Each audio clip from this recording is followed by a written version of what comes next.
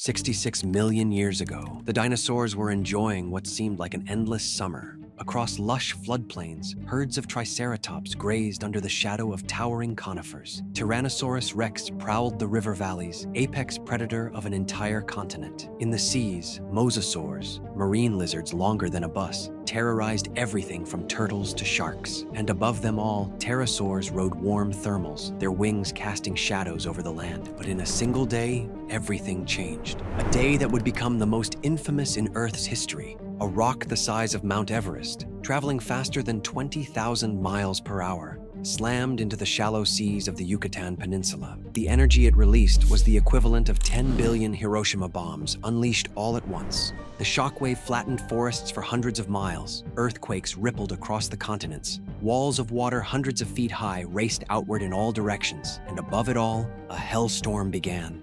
Chunks of molten rock, vaporized seawater, and pulverized earth were blasted into space, only to fall back through the atmosphere minutes later, igniting the air itself. In the first hours after impact, anything within 1,500 miles of the crater was likely dead. The blast wave alone would have killed instantly, followed by superheated winds hotter than the surface of Venus. Forests burst into flame, rivers boiled, animals unlucky enough to be outside were cooked alive. This was the planet's oven door flung open, and the heat spared nothing, not even in the oceans, where temperatures spiked enough to kill entire layers of marine life.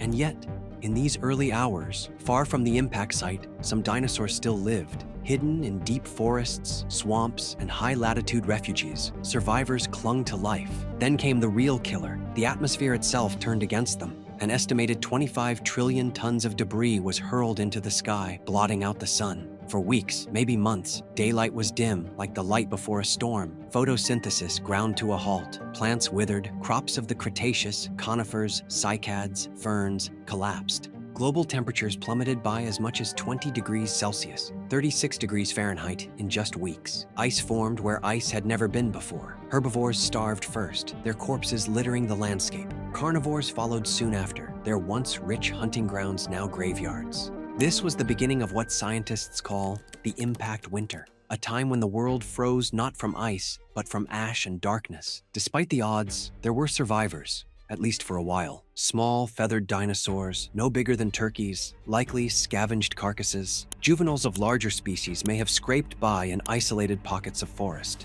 feeding on whatever insects or tiny plants remained. Some researchers think hadrosaurs and ceratopsians survived weeks or months beyond the impact in these refuges. Carnivorous theropods, with their ability to eat meat in any form, fresh or rotting, may have lasted longer. For a short time, the world was a scavenger's paradise. But as the bodies rotted and froze, even the kings of the Cretaceous began to fall.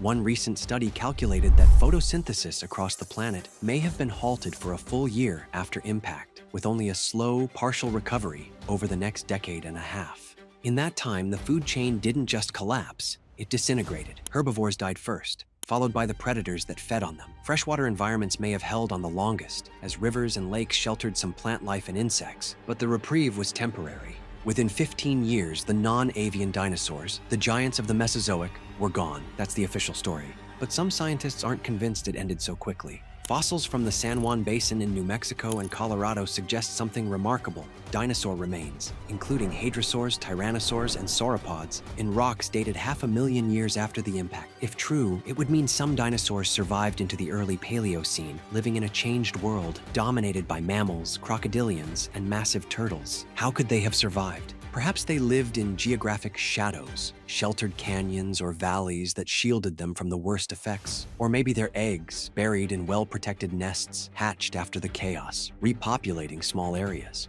Of course, this claim is hotly debated. Critics argue that the fossils were reworked, ancient bones eroded out of older rocks and redeposited into younger sediments, giving the illusion of survival. But the team behind the find points to bones discovered in perfect anatomical order, including a hadrosaur skeleton with 34 vertebrae still aligned. That, they argue, is no accident. If they're right, then dinosaurs didn't vanish in an instant. They fought on, quietly, in the shadow of the asteroid's aftermath. Surviving the impact didn't mean life was easy. The post-impact Earth was a strange, dangerous place. Mammals, once small and nocturnal, began to evolve into new forms, some growing larger and more competitive. Crocodilians, already hardy survivors, expanded into new habitats. Birds, the only dinosaurs to truly survive, radiated into hundreds of species. For any lingering non-avian dinosaurs, this was no longer their world. Every year, the competition grew fiercer, the climate less forgiving.